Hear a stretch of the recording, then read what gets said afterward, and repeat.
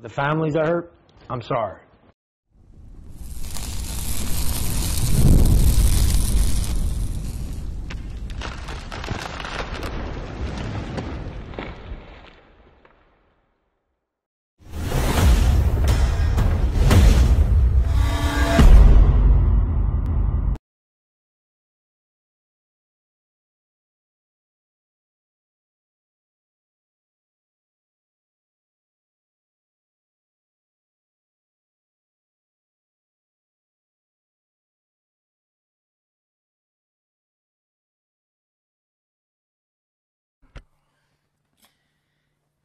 Here's the true crime event of the shooting.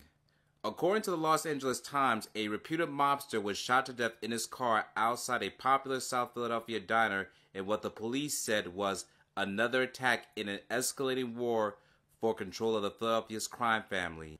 Frank Baldino, 46, was shot several times as he sat in his car parked outside the Melrose Diner. Philadelphia Chief of Detectives Richard Sapelli said, Baldino is believed to be a longtime associate of Joseph Skinny Joey Merlino, who police say is heading a gang of younger men trying to seize control of the mob from the reputed current boss John Stanfa. Shot to 5 to 7 times in the head and torso by John Veasey outside the Melrose Diner in South Philadelphia, Frank Martinez and Giuseppe Gallara accompanied Veasey in the drive-by shooting. And from another article, here's the report. Frank Baldino was a victim of the 90s Philly mob war.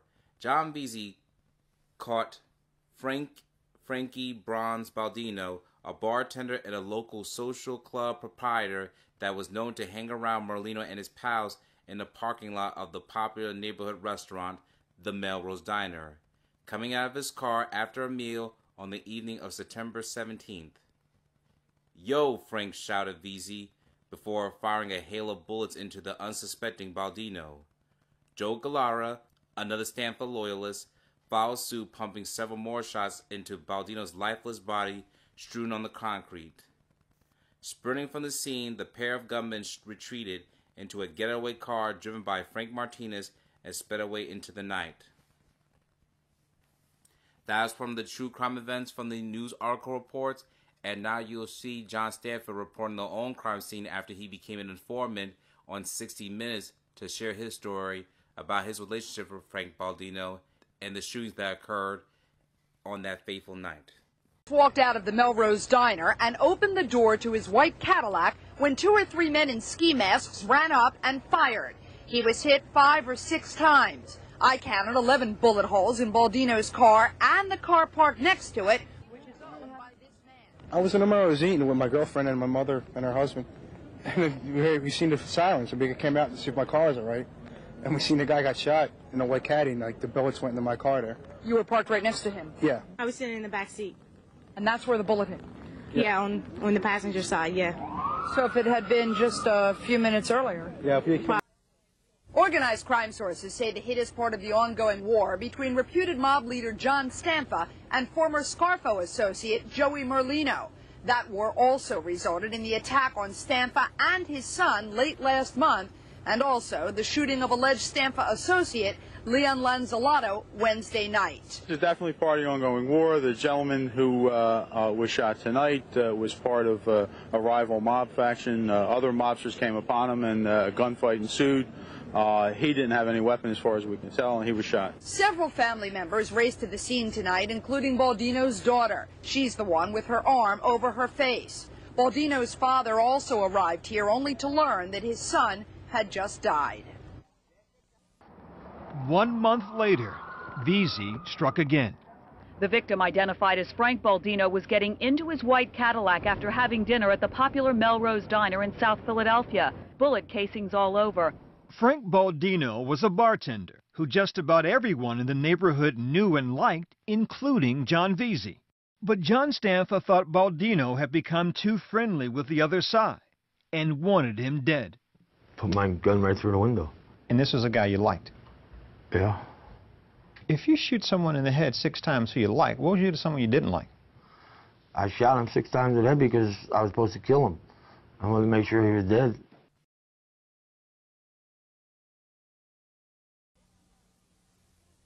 The FBI knew, before he was killed, that Michael Ciancaglini in the red jacket was on a hit list.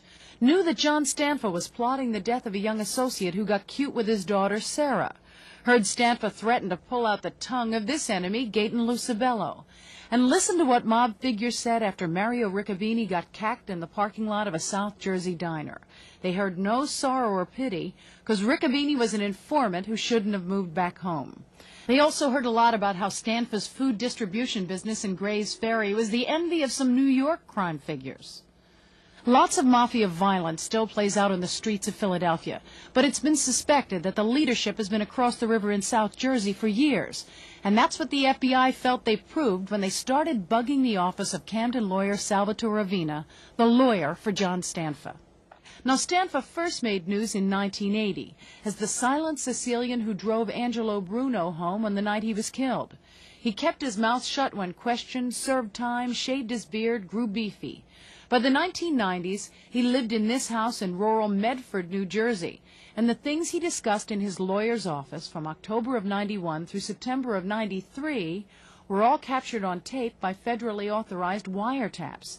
Here's some of what the feds overheard. Stanfa and his consigliere, the man on the right named Tony Buck Piccolo, constantly discussed what to do about the local mob's young Turks, Michael Ciancaglini and Joey Merlino. Stanfa complained about their lack of respect. Tony Buck said they had no brains. In 2 years of listening, the FBI first heard of their plans to make peace with the wise guys that Stanfa called the Little Americans, and then a year later planned to murder them and dump their bodies in quick-drying cement. The wiretap caught Stanfa complaining that he had no local able-bodied hitmen he could count on. Eventually, he hired two to carry out the ambush we can all recall, how Michael Ciancaglini was killed on a busy corner in the middle of an August afternoon, and how skinny Joey Merlino walked away with a bullet in the butt.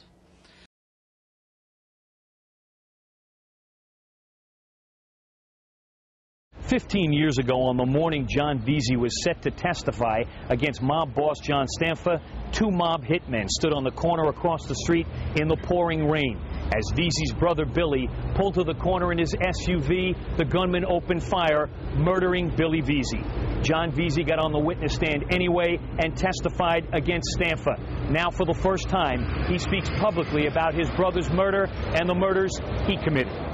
The families are hurt. I'm sorry. Former mob hitman John Veasey insists he's sorry for killing Michael Ciancaglini and Frank Baldino during his days in the local mob. Now, more than 15 years after those gangland-style murders, he says he's a changed man. The old John Veasey is gone. The new Veasey goes by another name and has another outlook on life. I couldn't spell Mensing Avenue.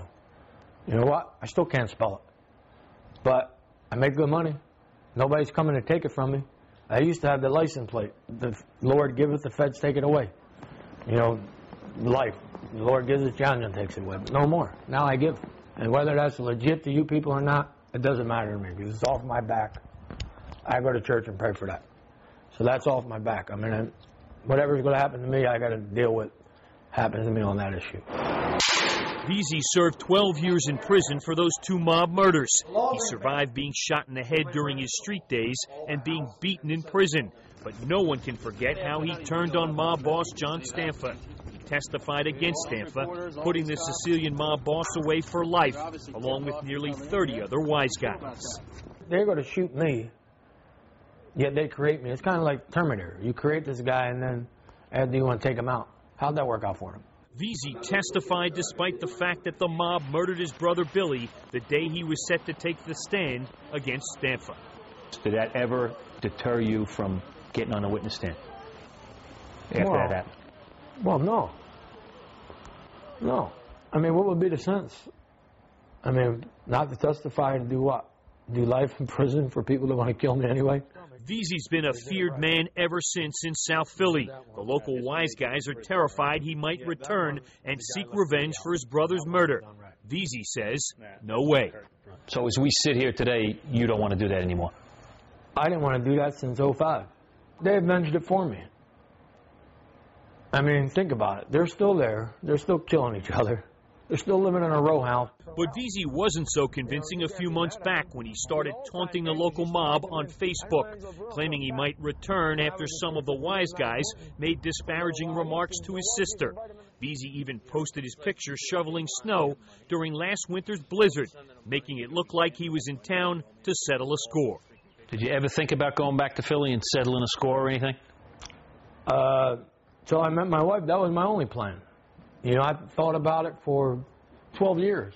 My brain, that's all I thought about for 12 years.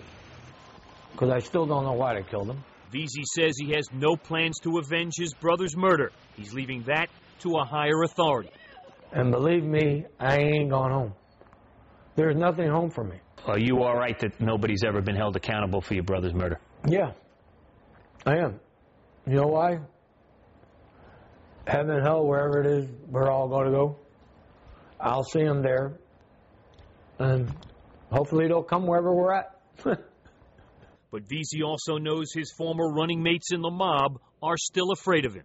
They have a reason to be afraid. I mean, if for some reason, you know, I went back there, it would only be one reason to go back. And that would be to cause mass destruction. You know, and, but they killed somebody that I loved. And I killed somebody that other people love.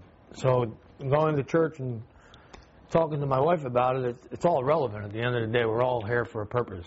You know, like I believe that there's a better purpose for me here, somehow, some way. I don't know what that is, but I ain't going back to South Philly. So while the Philly mob may not have to worry about John Veasey exacting revenge for his brother's murder, next week Veasey will talk about the local mob, current mob boss Joe Legambi and former mob boss Joey Merlino, who's about to get out of jail at the beginning of next year. That's part 3 of John Veasey's story next Monday night at 10 on the Fox 29 News. In South Philadelphia, Dave Stratweiser, Fox 29 News.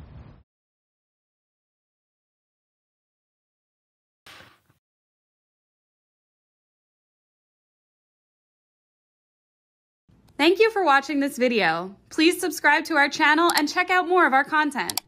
Feel free to give your feedback and suggestions on what we should do next in the comments.